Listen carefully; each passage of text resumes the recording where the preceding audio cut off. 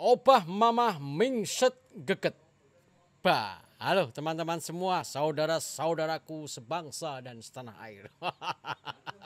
Ketemu lagi dengan saya Bung Anes Prabu dalam program acara Sowan.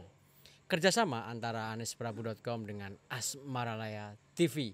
Dan kita kali ini juga bekerja sama dengan space yang luar biasa. Kebetulan saya kenal baik dengan ownernya nih. Our Cafe. Nah, lokasinya ada di Jalan Lembah UGM. Jadi teman-teman semua kira-kira ya sebelah utaranya UNY, sebelah timurnya UGM lah. Oke teman-teman semua, sebelum kita mulai sowan kita kali ini, jangan lupa ya subscribe dulu. Ya terima kasih yang sudah mensubscribe kemarin ya. Kita OTW ke 16.000 subscriber ya. Jangan lupa di subscribe, kemudian di like, di share, jangan lupa komen, terus dibagi-bagikan lah ke teman-teman WA dan lain sebagainya. Oke, ya biar kita samalah dengan Atta Halilintar ya, Pak produser saya ya bos. Terima kasih ya yang sudah subscribe, bener ya, sangat berarti bagi kita semua. Oke teman-teman semua, hari ini ini spesial nih, kita akan ketemu salah satu seniman muda yang cukup unik kalau istilah dalam bahasa saya. Beliau sebenarnya adalah seniman pertunjukan, tetapi menggabungkan seni pertunjukan itu dengan cara yang cukup menarik. Jadi menggabungkan seni musik, menggabungkan seni percangkeman, menggabungkan puisi, menggabungkan improvisasi di bidang pertunjukan, kostumnya nyentrik, gayanya nyentrik, dan memiliki karakter tersendiri. Wah, ini seniman yang insya Allah bentar lagi akan besar ini Pak ya. Kita sambut saudara-saudaraku sebangsa dan setanah air, Yuliono Singsot. Tepuk tangan. Halo Kang Anes Prabu, Asmaralaya TV.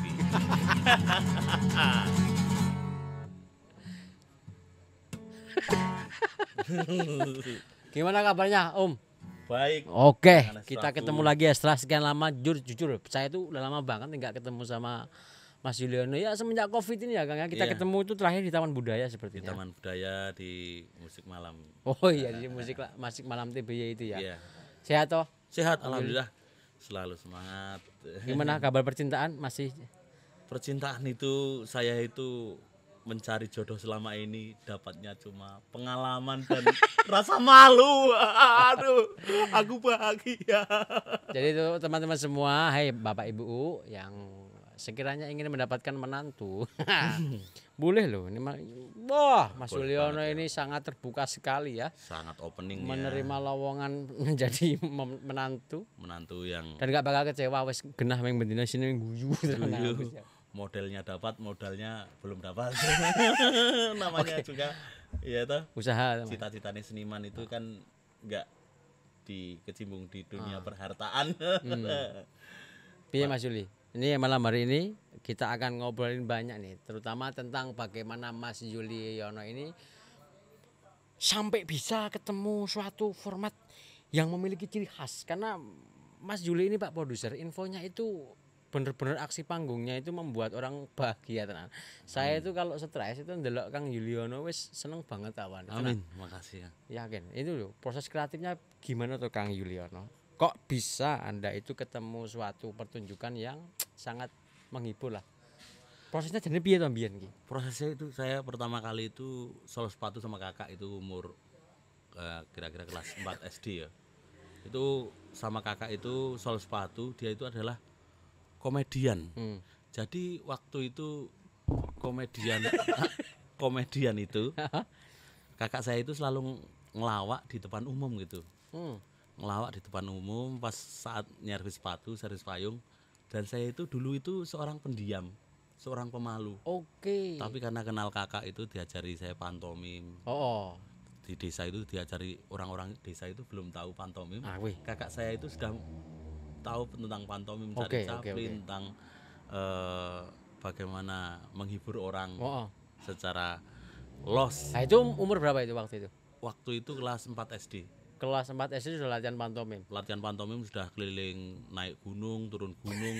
Di Wonosobo itu saya sampai Pekalongan itu jalan kaki dari Dieng sampai Bawang apa ya, arah Batang itu. sol sepatu, sol paku servis payung obat tikus racun wedhus. Itu jualan. Itu jualan, kita nyervis payung, sepatu. Terus pantomime apa piye?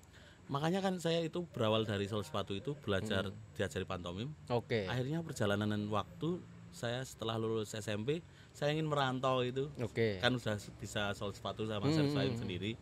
Saya ke Jogja. Oke. Pertama kali melihat pementasannya teater tema. Teater tema itu di Taman Siswa, Taman Madya itu. Pentas di Wonosobo. Oke. Saya itu waktu Tertarik ya? tertarik karena saya itu dulu waktu pas teater tema pentas itu saya kerja di JKPM di semacam LSM itu, bagian cuci piring, mijet-mijet, bagian serabutan, wirawiri gitu.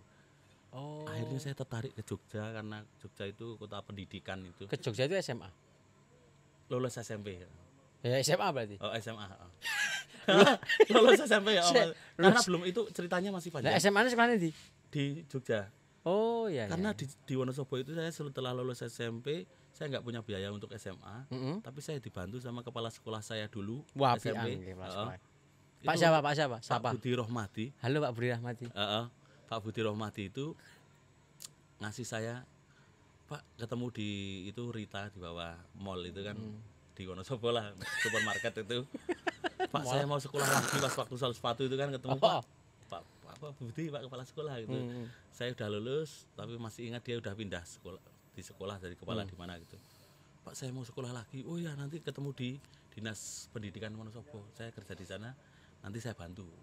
Oke. Saya tagih ke Dinas Pendidikan itu. Pak saya mau sekolah gitu. Ya udah masuk di sekolah terbuka gitu. Saya sambil sol sepatu setiap Minggu atau Sabtu itu sekolah di sekolah terbuka pakai C itu. Akhirnya naik kelas 2 saya bolak-balik waktu pakai C itu bolak-balik Jogja Wonosobo sol sepatu dapat uang dari sini balik lagi ke sana. Akhirnya di Jogja itu saya kalau teman saya itu di Wonosobo kalau ke Jogja temuin Bendot di Sanggar Tabah gitu, di Sanggar Anak Jalanan. Di mana itu? Di Keparan Kidul dulu. Oh, masih ada sekarang Sanggar sekarang Tabah itu. masih ada. Jenenge Wangun ya, tak produs. Tabah tim advokasi arus bawah gitu. Oke, Wangun. Anak-anak jalanan Halo, itu. teman-teman Tabah arus bawah.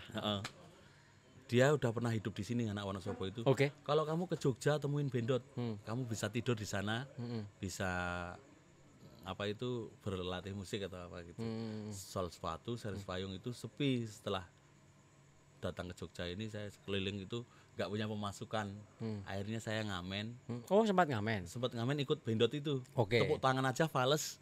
Lalu bagian minta permisi. Oh, makasih. Iya. Sambil siul tak masuki siul. Gambang lah bungung. Kok gue muni. Itu kan jadi menarik ya. Menarik saya kembangkan lagi ke siul-siul suara burung. Memang dari SD itu sejak kecil udah bisa itu. Oke. Yuk kembangkan ngamen. Tepuk tangan. Aku keconangan nih nek singkat.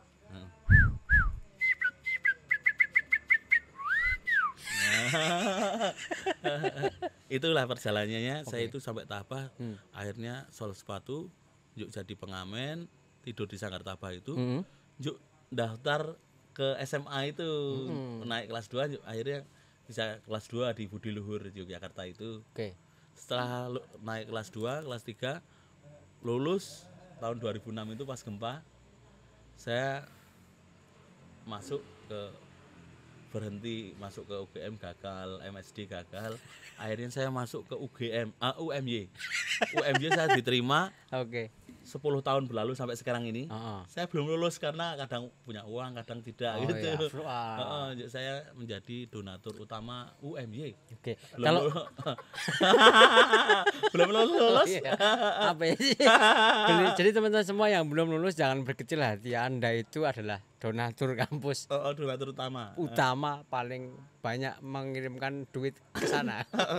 Dan itu akhirnya 10 saya tahun ya Allah. 10 tahun. Tahun 2005 saya itu pertama kali naik pesawat itu audisi pantomim, audisi seni itu berangkat ke Global TV.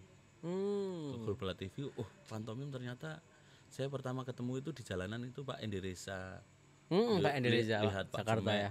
Ternyata yang kakak ajarkan itu ternyata saya ketemu guru lagi, Hmm. guru pantomim, ketemu Pak Jemek, pentasnya itu penuh dengan filosofi tentang keklasikan apa tentang Pantomim klasik lah ya. pantomim klasik, tentang Pantomim yang teatrikal. teatrikal yang filosofi, penuh filosofi, makna-makna itu.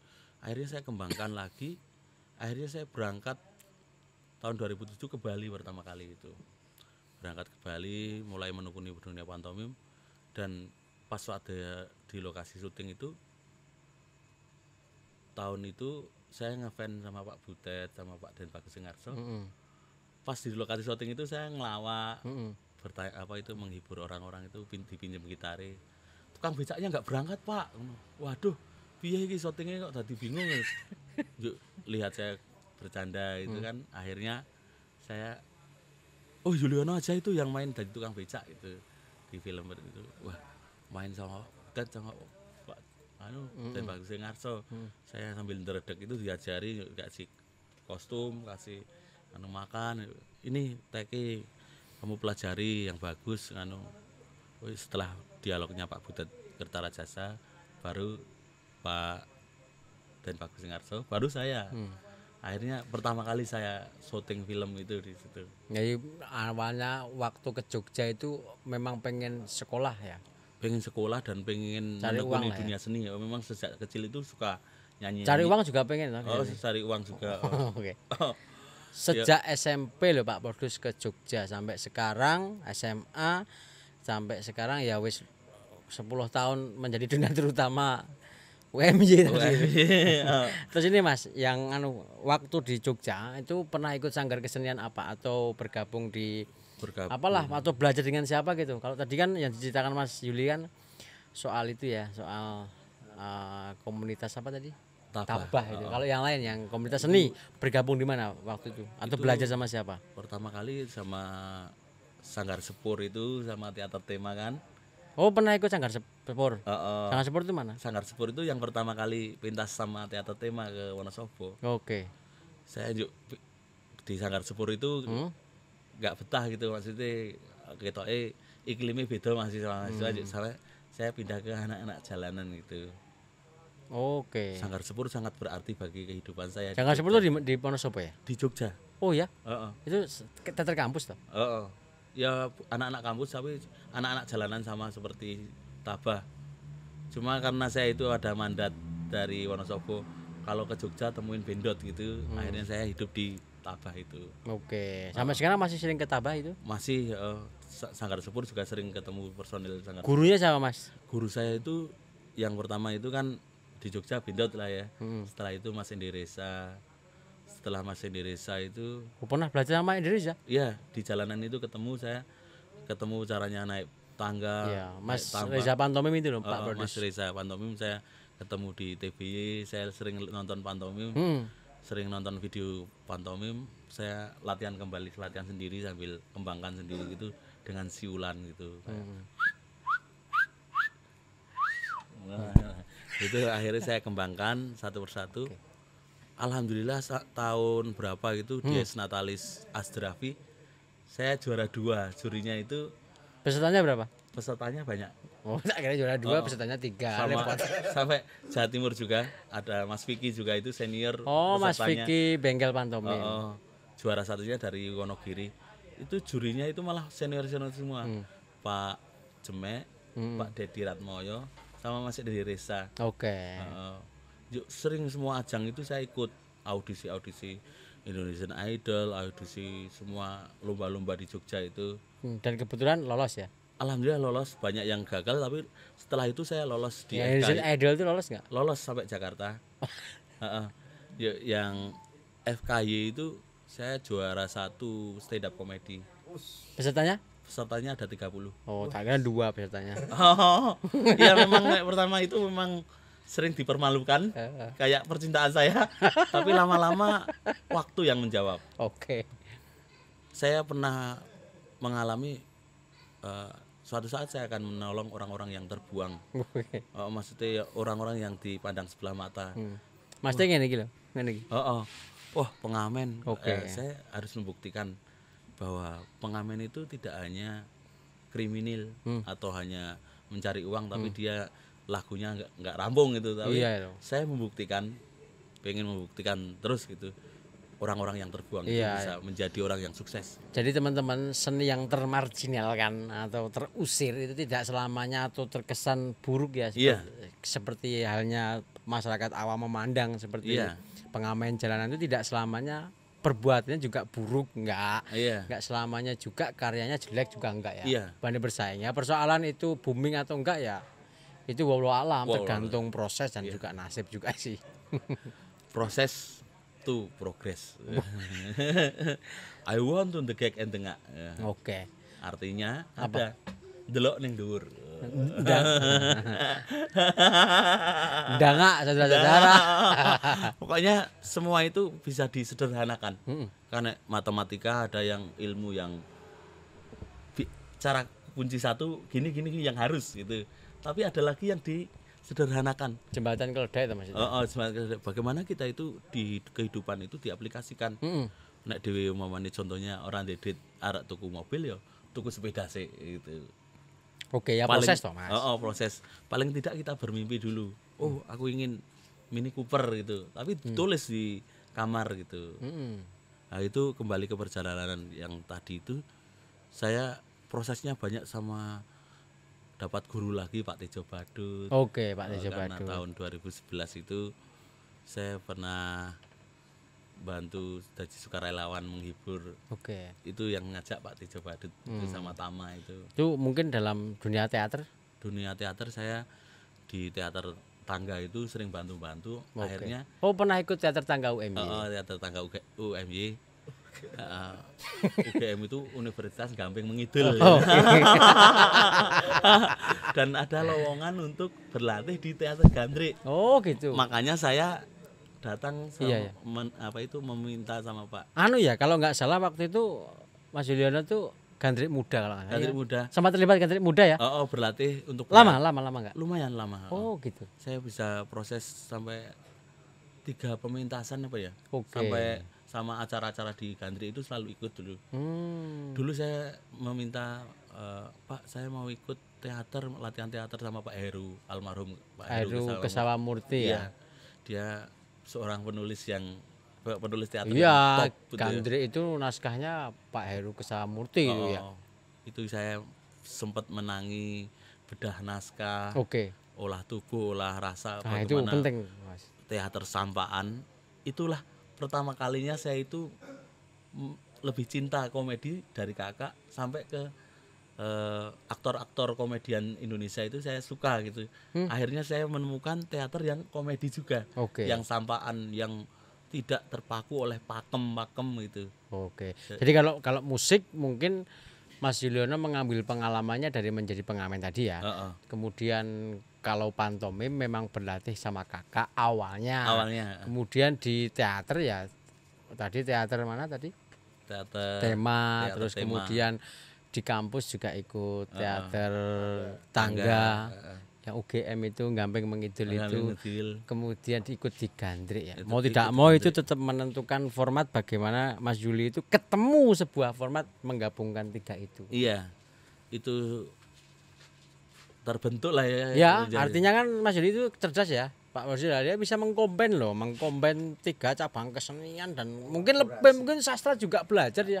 Pernah belajar sastra belum? Sastra itu sering dulu menghibur, ya itu banyak sastrawan di Magelang itu. Oh iya.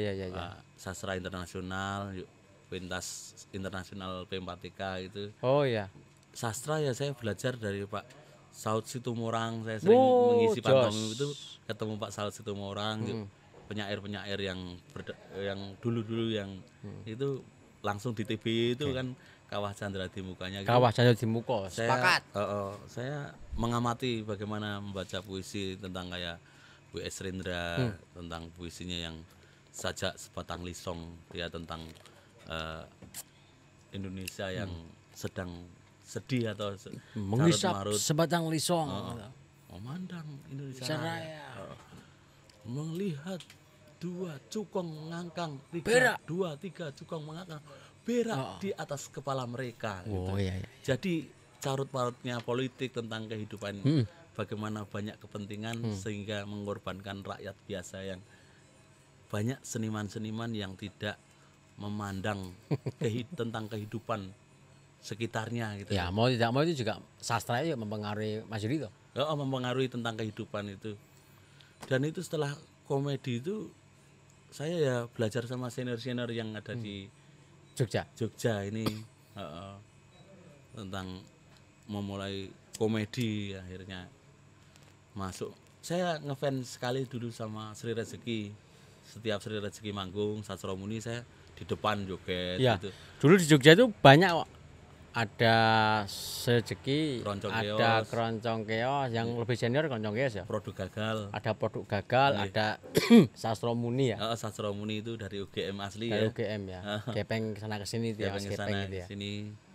Dan lambat laun alhamdulillah sama Sri Rezeki itu bisa satu panggung. Dan Mas Juliono ini anu loh, teman-teman semua single gitu loh, single performance dia. Iya, karena cacat tempo ya, mungkin nggak bisa tempo ya, akhirnya saya banyak orang yang nggak mau saya ikuti Sorry, gitu. ini pengakuan ya bro. Jadi karena dia nggak bisa main kolektif lah, makanya terus main dewi.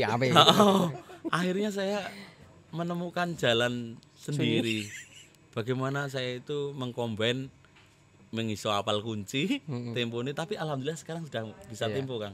Oh ya tempo. Lagu Cidro itu saya latihan terus, bisa diiringi dan bisa ngiringi juga. Oke.